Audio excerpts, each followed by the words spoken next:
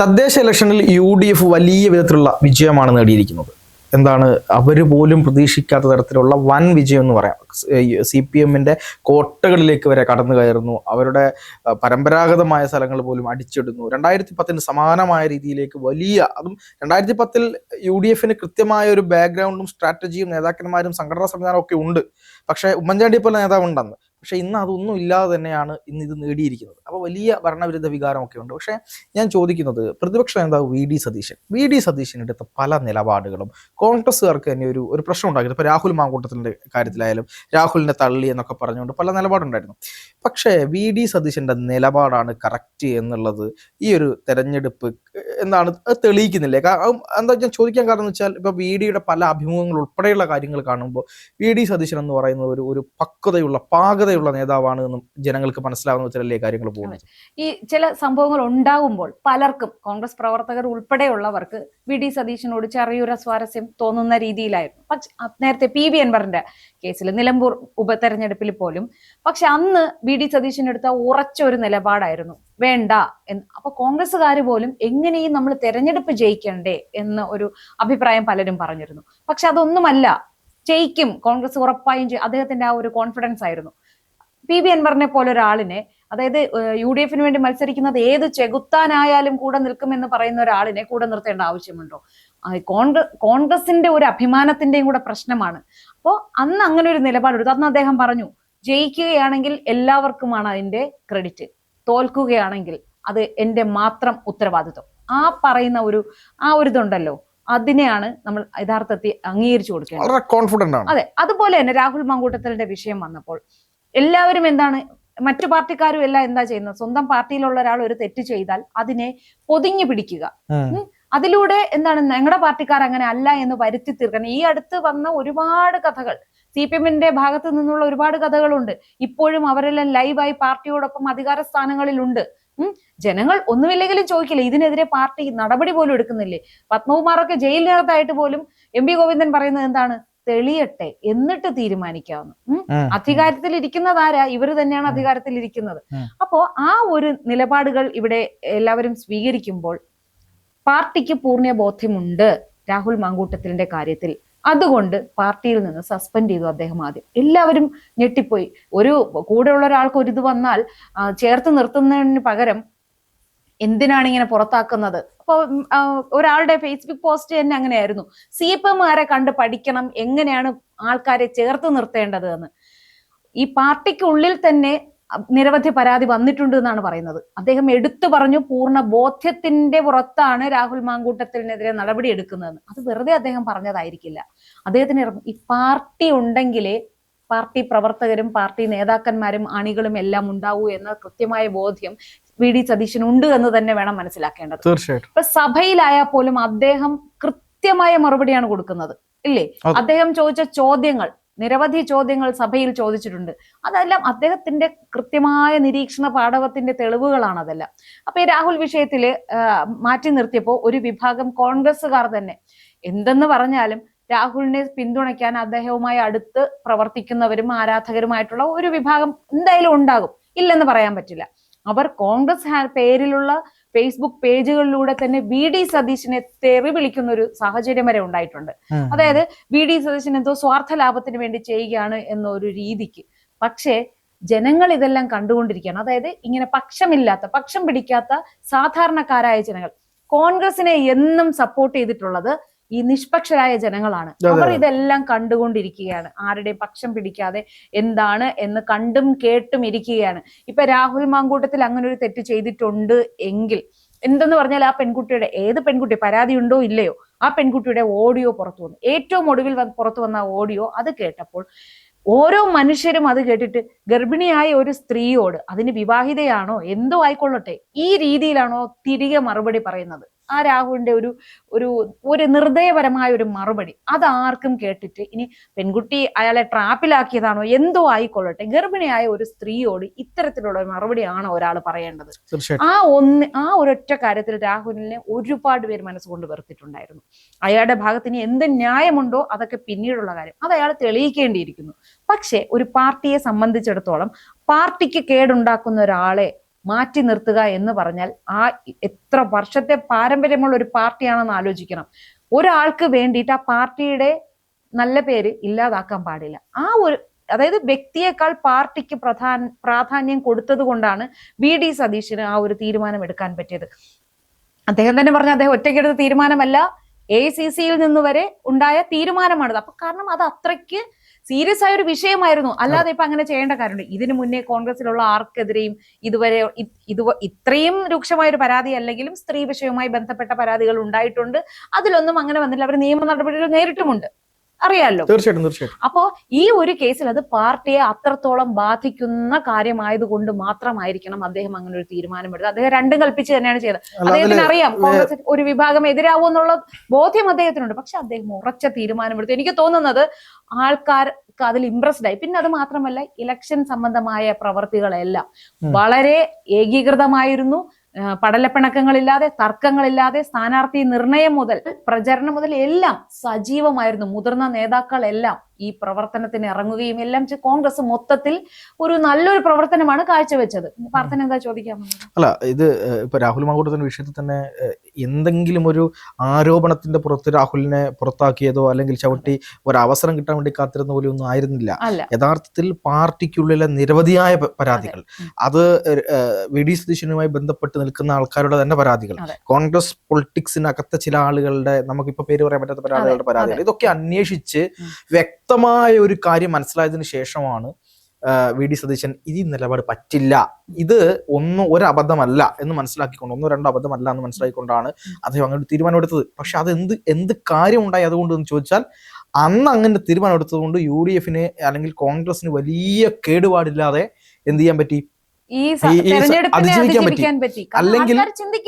അല്ലെങ്കിൽ എന്താ സംഭവിക്കുക? ആ രാഹുൽ മാങ്കൂട്ടത്തിന് ഇപ്പോഴും സംരക്ഷിക്കുന്നു കോൺഗ്രസ് ഇല്ല. അവർ പറഞ്ഞു, ഞങ്ങൾ സംരക്ഷിക്കുന്നില്ല, നിങ്ങളാണ് പിടിക്കേണ്ടത്, നിങ്ങൾ പിടിച്ചോളൂ, നിങ്ങൾ അറസ്റ്റ് ചെയ്തോളൂ, നിങ്ങൾ പിടിക്കാത്തത് പോലും നിങ്ങളുടെ തെരഞ്ഞെടുപ്പിന് വേണ്ടിയിട്ടാണ് എന്ന് കൃത്യമായി VD സതീശൻ പറയുന്ന കാര്യം ഉണ്ടായി. കാരണം തെറ്റ് ചെയ്യുന്ന ഒരാൾ വലിയ ഉന്നത സ്ഥാനത്തിരിക്കുമ്പോൾ അയാളെ സംരക്ഷിക്കുകയല്ല വേണ്ടത്, അയാളെ പാർട്ടി സംരക്ഷണത്തിൽ നിന്ന് ഒഴിവാക്കി, അതായത് വെറും ഒരു ആരോപണമല്ല എന്ന് മനസ്സിലാക്കി കഴിഞ്ഞാൽ, അയാൾ തെറ്റ് ചെയ്തിട്ടുണ്ടെന്ന് ബോധ്യപ്പെട്ടാൽ അയാളുടെ നിരപരാധിത്വമോ അപരാധിത്വമോ എന്തോ ആവട്ടെ, അത് കോടതി തീരുമാനിക്കട്ടെ എന്ന് പറഞ്ഞുകൊണ്ട് അയാളെ മാറ്റി നിർത്താണ് യഥാർത്ഥ രാഷ്ട്രീയ നേതാവ്. അല്ലാതെ CPM പോലെ എന്ത് തോന്നിവാസം ചെയ്യുന്നവരെ ഇങ്ങനെ ചേർത്ത് പിടിച്ചിട്ട് അത് ഞങ്ങളുടെ പാർട്ടി കോടതി തീരുമാനിക്കുമെന്ന് പറയുന്ന തരത്തിലുള്ള കാര്യമല്ല VD സതീശൻ ചെയ്തത്. അത് കോൺഗ്രസിനകത്ത് അത്തരത്തിലൊരു കാര്യത്തെ കൊണ്ടുവന്നത് പോലും VD സതീശൻ എന്ന് പറയുന്ന നേതാവാണ്. പണ്ടൊക്കെ നമ്മുടെ VM സുധീറിനെ പോലുള്ള ആളുകളൊക്കെ പുറത്തുനിന്ന് വലിയ പ്രശ്നം ഉണ്ടാക്കുമായിരുന്നു. അങ്ങനെ നേതാക്കന്മാർ ഇടപെട്ട് ചില ആളുകളെയൊക്കെ പുറത്താക്കേണ്ടി വന്നിട്ടുണ്ട്. പക്ഷെ ഇത് നേതൃത്വം തന്നെ ഇടപെട്ടുകൊണ്ട് നേരിട്ട് ഒരൊറ്റ നിലപാടെടുക്കുകയാണ്, മതി, വേണ്ട. അത് കൃത്യമാണ്. അത് VD സതീശൻ എന്ന് പറയുന്ന നേതാവിനെ നമ്മൾ കണ്ടുപഠിക്കേണ്ട കാര്യമാണ്. പിന്നെ എനിക്ക് ഏറ്റവും കൂടുതൽ ഇംപ്രസ് ആയ ഒരു കാര്യം, അദ്ദേഹത്തിന്റെ ഒരു ഇന്റർവ്യൂ. അതുവരെ VD സതീശനെ പറ്റി എനിക്ക് നല്ല മതിപ്പുള്ള ആള് തന്നെയാണ്. പക്ഷെ ആ ഇന്റർവ്യൂ കണ്ടപ്പോൾ അതിൽ അദ്ദേഹത്തിന്റെ ആ വിഷൻസ് ഉണ്ട്. എങ്ങനെയായിരിക്കണം കേരളത്തിൽ എന്തൊക്കെ പദ്ധതികൾ വേണം, ഇത് നമ്മളത് കേൾക്കുമ്പോൾ തന്നെ നമുക്കൊരു ഇംപ്രസ് ആണ്. പിണറായി വിജയൻ ഒരു തരത്തിൽ എങ്ങനെ വന്ന് സംസാരിച്ചാലും ഈ രീതിയിൽ അദ്ദേഹത്തിന് ഒരു കാര്യം പ്ലാൻ ചെയ്യാനൊക്കെ പറ്റില്ല. കാരണം അപ്പൊ പറയും, ഇതൊക്കെ നടപ്പിലാക്കിയില്ലേ, ഇത് എന്ത് കാര്യങ്ങൾ ഇവിടെ നടപ്പിലാക്കിയിട്ടുണ്ടെങ്കിൽ അതൊക്കെ അദ്ദേഹത്തിന് ചുറ്റും 10-15 ആളുകളുടെ ഉപദേശപ്രകാരം നടപ്പിലാക്കുന്ന കാര്യങ്ങളാണ്. അത് നമുക്ക് കൃത്യമായിട്ട് അറിയാം. പക്ഷെ VD സതീശൻ PR-നൊക്കെ അപ്പുറത്തേക്ക്, അദ്ദേഹത്തിന് ചുറ്റും ആളുകളൊക്കെ ഉണ്ടാവും, അതിനൊക്കെ അപ്പുറത്തേക്ക് സ്വന്തമായിട്ടുള്ള നിലപാട്, അത് ആളുകളെ ഞെട്ടിക്കാനോ കടക്ക് പുറത്തെന്ന് പറയാനോ അല്ല, പദ്ധതികളിൽ സ്വന്തമായ നിലപാട്, സ്വന്തമായ വീക്ഷണം, സ്വന്തമായ ഒരു ഐഡിയ ഉള്ള നേതാവാണ്. അത് മാത്രമല്ല, VD പലപ്പോഴും നമ്മൾ ഈ ചില കാര്യങ്ങളൊക്കെ അദ്ദേഹം പ്ലാൻ ചെയ്യുന്നത്, അതായത് ഇപ്പം നിയമസഭയിൽ അദ്ദേഹം ഒരു ക്ലാസ് എടുക്കുന്നുണ്ടായിരുന്നു. ഈ നിയമസഭാ സാമാജികർക്ക് വേണ്ടിയിട്ട് അദ്ദേഹം ചില പഠന ക്ലാസ്സുകൾ എടുക്കാറുണ്ട്. ഈ എല്ലാ പ്രതിപക്ഷ ഭരണപക്ഷ വ്യത്യാസമില്ലാതെ എല്ലാ ആളുകളും ആ ക്ലാസ് കേട്ടിരിക്കുകയും സംശയങ്ങൾ ചോദിക്കുകയും ചെയ്യും. അപ്പൊ VD അതിന് കറക്റ്റ് സംശയങ്ങൾ പറഞ്ഞു കൊടുക്കും. അതായത് ഒരു നിയമസഭാ സമ്മേളനത്തിൽ എങ്ങനെയാണ് പങ്കെടുക്കേണ്ടത്, അതിൽ എത്ര മിനിറ്റാണ് ചോദ്യങ്ങൾ ഉണ്ടാവുക, എത്ര സമയത്താണ് നമുക്ക് ചോദ്യങ്ങൾ വരിക, ഇതൊന്നും പല നിയമസഭാ സാമാജികർക്കും അറിയില്ല. അപ്പൊ അവർക്ക് വേണ്ടി ക്ലാസ് എടുത്ത് കൊടുക്കുന്ന ആളാണ് ഈ പറയുന്ന VD സതീശൻ. അത് എടുത്തു കൊടുക്കാൻ എത്രമാത്രം വിവരമുള്ള ആളുകൾ നിയമസഭയിലുണ്ടെന്ന് വെച്ചാൽ വളരെ ഒരു 10-ൽ കുറഞ്ഞ ആളുകളെ ഉള്ളൂ ഇത്രയും വലിയ സാമാജികർക്കിടയിൽ. അതിൽ തന്നെ ഏറ്റവും എന്താണ് പവർഫുൾ ആയിട്ട് ഏറ്റവും മനോഹരമായിട്ട് അതിനെ കൈകാര്യം ചെയ്യുന്ന ഒരാളാണ് വി.ഡി. സതീശൻ. അപ്പോൾ എല്ലാ മേഖല എടുത്ത് നോക്കിയാലും വി.ഡി. സതീശന് വളരെ കൃത്യമായ കാര്യമുണ്ട്. ഇതിപ്പോൾ ആളുകൾ വിചാരിക്കും വി.ഡി. സതീശനെ നമ്മൾ എന്തോ പൊക്കി പറയുകയാണ്, എന്തോ അങ്ങനെയല്ല. അല്ല, ഇത് യാഥാർത്ഥ്യമാണ്. ഇത് ഞാൻ നേരിട്ട് എനിക്ക് വി.ഡി. സതീശനായിട്ട് നേരിട്ട് യാതൊരു ബന്ധവുമില്ല. യാതൊരു ബന്ധവുമില്ല. കാരണം അദ്ദേഹത്തെ ഞാൻ കണ്ടിട്ടുണ്ട് എന്നല്ലാതെ യാതൊരു പരിചയവുമില്ല, ഒരു കാര്യവുമില്ല. പക്ഷെ അദ്ദേഹത്തിന്റെ നിലപാടുകൾ, അദ്ദേഹം പറയുന്ന കാര്യങ്ങൾ അത് വളരെ മനോഹരവും ആളുകളുടെ മനസ്സിലേക്ക് വരുന്ന കാര്യവുമാണെന്ന കാര്യത്തിൽ യാതൊരു സംശയവുമില്ല. മാത്രമല്ല, ഇപ്പം CPM-ന്റെ ചില ആളുകളൊക്കെ പറയുന്നുണ്ട് പണ്ടത്തെ രമേശ് ചെന്നിത്തലയായിരുന്നു നല്ലത് പ്രതിപക്ഷ നേതാവ് നിലയ്ക്ക്. ആയിരിക്കാം, കാരണം രമേശ് ചെന്നിത്തല എന്ന് പറയുന്നത് നല്ല പ്രതിപക്ഷ നേതാവായിരിക്കും. ഒരുപാട് CPM-നെതിരെ, അതായത് LDF സർക്കാരിനെതിരെ ഒരുപാട് ആരോപണങ്ങൾ, തെളിവുകൾ സഹിതം അദ്ദേഹം നിരത്തിയിട്ടുണ്ട്. തീർച്ചയായിട്ടും ഉണ്ട്. പക്ഷേ ഇപ്പോഴത്തെ സതീശന് വന്നതിന് ശേഷം സതീശന്റെ കൃത്യമായ മുന്ന നോക്കിയുള്ള ആക്രമണത്തിൽ CPM-കാർക്ക് ഭ്രാന്ത് പിടിച്ചിരിക്കുകയാണ്. ഇപ്പൊ ഇവർ വി.ഡി. സതീശൻ എന്ന് പറയുന്ന നേതാവിനെ വ്യക്തിപരമായി അധിക്ഷേപിക്കാനും ഇയാളെക്കാൾ നല്ലത് രമേശ് ചെന്നിത്തലയായിരുന്നു എന്ന് പറയാനും, അന്ന് ഇനിയിപ്പോ രമേശ് ചെന്നിത്തല വന്നാലോ നല്ലതെന്ന് പറയും, അവരുടെ പരിപാടിയാണ്. അപ്പൊ ആ തരത്തിൽ വ്യക്തിപരമായി കാണാൻ കഴിയാത്ത, അവരുടെ കണ്ണിൽ കാണാൻ കഴിയാത്ത നേതാവായിട്ട് ആര് മാറിയിരിക്കുന്നു? സതീശൻ മാറിയിട്ടുണ്ട്. അപ്പൊ അത് പൊതുജനങ്ങളുടെ ഭാഗ്യമാണ്. പക്ഷെ ചില കാര്യങ്ങളിലൊക്കെ അദ്ദേഹത്തിന്റെ ഒരു വാക്കുകൾ വളരെ സോഫ്റ്റ് ആണെന്ന് എനിക്ക് തോന്നിയിട്ടുണ്ട്. പക്ഷെ അതിലേക്കൊക്കെ അപ്പുറത്തേക്ക് കൃത്യമായ നിലപാടുകൾ, കാര്യങ്ങൾ, പിന്നെ അദ്ദേഹത്തിന് ഒരു പരിധിവരെ ഈ കോൺഗ്രസ് സംഘടനയ്ക്കകത്ത് നിന്നുകൊണ്ടാണ് പോകുന്നത്. എല്ലാത്തിനെയും കൂട്ടിയോജിപ്പിച്ച് കൊണ്ടുപോകുമ്പോഴുള്ള സമ്മർദ്ദം ചില്ലറയല്ല. നമ്മൾ പുറത്ത് കാണുന്ന പോലുള്ള വൈറ്റ് ആൻഡ് വൈറ്റ് ഇട്ട് പോവല്ല. വലിയ തരത്തിലുള്ള അടികളും പ്രശ്നങ്ങളും പരസ്പരം വാഗ്വാദങ്ങളും, ഒരാളെ തെറിപ്പിക്കാൻ മറ്റൊരാളും, ഇതൊക്കെ തന്നെയാണ് പൊളിറ്റിക്സ്. അതിനെയൊക്കെ അത് കോൺഗ്രസ് കുറച്ച് കൂടുതലുമാണ്. അപ്പൊ അതിനെ ഇങ്ങനെ കൊണ്ടുപോകുന്ന ഒരാളെന്നുള്ള നിലയ്ക്ക് വി.ഡി. സതീശന് കൃത്യമായ കാര്യമുണ്ട്. അദ്ദേഹം ഈ തദ്ദേശ ഇലക്ഷന് മുമ്പ് പറഞ്ഞൊരു വാചകം എനിക്ക് ഇപ്പോഴും എന്റെ ഓർമ്മയിലുണ്ട്. ഞങ്ങളിതാ എന്റെ അവസാനത്തെ ഈ പര്യടനം, അതായത് ഈ തദ്ദേശ ഇലക്ഷന് മുമ്പുള്ള അവസാനത്തെ പര്യടനം കഴിഞ്ഞ് ഞാൻ ഇരിക്കുകയാണ്, കംപ്ലീറ്റ് ആത്മവിശ്വാസമാണ്, ഇപ്രാവശ്യം UDF തിരിച്ചു പിടിച്ചിരിക്കും എന്നാണ് ആര് പറയുന്നത്? സതീശൻ പറയുന്നത്. അപ്പൊ അത് ഞാനൊക്കെ കേട്ടപ്പോൾ ഞാൻ വിചാരിച്ചു അദ്ദേഹം ഇങ്ങനെ പോകുന്ന ആളാണ്, പക്ഷെ ഇത് ശരിയായിരിക്കൂ. പക്ഷെ അദ്ദേഹം പറഞ്ഞതുപോലെ തന്നെ സംഭവിച്ചു. കാരണം എല്ലാ സ്ഥലങ്ങളിലൂടെയും പ്ലാൻ ചെയ്ത്, ഇപ്പം ഷാഫി പറമ്പലിന് ഒരു മേഖലയ്ക്ക് കൊടുക്കുന്നു, PC വിഷ്ണുനാഥിനെ വേറൊരു സ്ഥലത്തിരുന്നു, മധ്യ കേരളത്തിന് വേണ്ടി വേറെ ആള്, ഇതെല്ലാം കറക്റ്റ് ആക്കുകയും അതെ ഈ കൊച്ചി കോർപ്പറേഷൻ ഉൾപ്പെടെ തിരിച്ചു പിടിക്കുകയും, അതാണ് സ്വന്തം ജില്ലയിലെ നഷ്ടപ്പെട്ടു പോയ കോർപ്പറേഷൻ വലിയ ഭൂരിപക്ഷത്തിൽ തിരിച്ചു പിടിച്ചിട്ടാണ് ആര് നിൽക്കുന്നത്? വി.ഡി. സതീശൻ നിൽക്കുന്നത്. അതിപ്പം കോൺഗ്രസിലും എല്ലാത്തിനും സതീശൻ കൂടുതൽ കരുത്തരും ശക്തനുമാവുകയാണ്, അല്ലെ? അപ്പോ ഇത് മനസ്സിലാക്കേണ്ടത് ആരാണ്? കോൺഗ്രസിലെ മുതിർന്ന നേതാക്കന്മാരും യുവ നേതാക്കന്മാരും ഇത് ഉൾക്കൊള്ളുക. നമുക്ക് വലുതെന്താണ്? നമുക്ക് കോൺഗ്രസ് അടുത്ത നിയമസഭാ തെരഞ്ഞെടുപ്പിൽ അധികാരത്തിലേക്ക് വരണം എന്നുള്ള ചിന്തയോടുകൂടി നിന്ന് അവിടെ മത്സരബുദ്ധിയില്ലാതെ, ഈഗോ വെക്കാതെ, സീനിയോറിറ്റി കളിക്കാതെ, ആരാണോ കോൺഗ്രസിനെ നയിക്കാൻ പ്രാപ്തനായിട്ടുള്ളത് എന്നുള്ളത് ഉൾക്കൊള്ളുക, പാർട്ടിക്ക് പ്രാധാന്യം കൊടുക്കുക. അല്ലാതെ ഇപ്പൊ വി.ഡി. സതീശനെ ഇങ്ങനെ പുകഴ്ത്തി പറയുമ്പോൾ അയാൾ അങ്ങ് വലിയ ആളായി പോകും എന്ന് വിചാരിക്കുക. വി.ഡി. സതീശൻ എപ്പോഴോ പറഞ്ഞിട്ടുണ്ട്, എനിക്ക് മുഖ്യമന്ത്രി ഒന്നും ആകണ്ട, ഭരണം കിട്ടിയാൽ മതി എന്ന് അദ്ദേഹം പറഞ്ഞിട്ടുണ്ട്. അതിനാണ് വില കൊടുക്കേണ്ടത്. അടുത്ത നിയമസഭാ തെരഞ്ഞെടുപ്പിന് വേണ്ടി കോൺഗ്രസിനെ സജ്ജമാക്കാൻ, UDF-നെ സജ്ജമാക്കാൻ വി.ഡി. സതീശനൊപ്പം മറ്റു സീനിയർ നേതാക്കൾ മത്സരബുദ്ധി ഇല്ലാതെ നിൽക്കുക എന്നല്ലാതെ ഈ വിജയം തുടർന്നു കൊണ്ടുപോകാൻ മറ്റൊരു മാർഗവുമില്ല. അതല്ലേ സത്യം? പണ്ടേ ദിവസമില്ലേ ഞാൻ കഴിഞ്ഞ പ്രളയം, പ്രളയം, ആ ഒരു നിലപാട് നേതാക്കന്മാർ ഒഴിവാക്കണം. കാരണം എനിക്ക് മുഖ്യമന്ത്രി ആയിട്ടില്ലെങ്കിൽ ഇത് പാർട്ടിയെ വേണ്ട എന്ന നിലപാട് ഒഴിവാക്കണം. കാര്യം ഇപ്പം വേണുഗോപാൽ, ഇപ്പം AC വേണുഗോപാൽ ആയാലും രമേശ് ചെന്നിത്തലയായാലും ഇവരൊക്കെ നല്ല നേതാക്കന്മാരാണ്, ഒരു സംശയമില്ല. പക്ഷെ വി.ഡി. സതീശൻ എന്ന് പറയുന്ന നേതാവിന്റെ കയ്യിലാണ് ഇപ്പം കാര്യങ്ങൾ ഇരിക്കുന്നത്. അവർക്കൊക്കെ മുഖ്യമന്ത്രി ആവാനോ അല്ലെങ്കിൽ ടേംസ് കണ്ടീഷനൊക്കെ വെക്കാനൊക്കെ അവർക്ക് പലതരത്തിലുള്ള ആഗ്രഹങ്ങൾ ഉണ്ടായിരിക്കും. അതൊക്കെ അവരുടെ പാർട്ടി ചർച്ച ചെയ്തോട്ടെ. പക്ഷെ വി.ഡി. സതീശനെ മുന്നിൽ നിർത്തി വേണം തെരഞ്ഞെടുപ്പിനെ നേരിടാൻ. അതിനുശേഷം അവർ തമ്മിൽ തെരഞ്ഞെടുപ്പ് എന്താണ്, ഒരു ഇത്ര കാലം എന്നൊക്കെ വെച്ച് അതൊക്കെ അവർക്ക് വേണമെങ്കിൽ വിജയിച്ചതിന് ശേഷം നിങ്ങൾ ആലോചിക്കൂ ആരെ മുഖ്യമന്ത്രിയാക്കണമെന്ന്. ആദ്യം വിജയമായിരിക്കണം ലക്ഷ്യം. അതുവരെ ഒറ്റക്കെട്ടെ. കാരണം ഈ തെരഞ്ഞെടുപ്പിൽ സാധാരണ മുൻ തെരഞ്ഞെടുപ്പുകളെക്കാളും കോൺഗ്രസിൽ ഒരു പ്രത്യേക ഐക്യം കണ്ടായിരുന്നു.